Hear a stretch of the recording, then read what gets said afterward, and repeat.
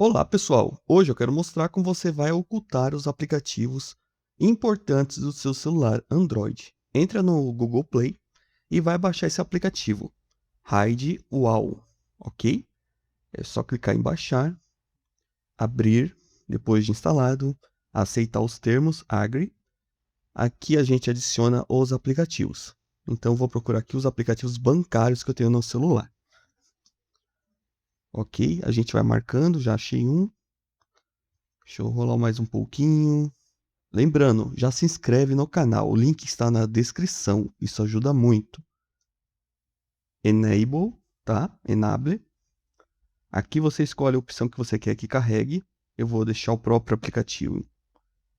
E aqui a gente vai abrir para mostrar. Então aqui já aparece, só que aqui a gente vai colocar senha. Então, 4 dígitos, feito 2 vezes, dá um continue e pronto. Aqui a gente vai nos ícones e a gente vai escolher um formato de calculadora.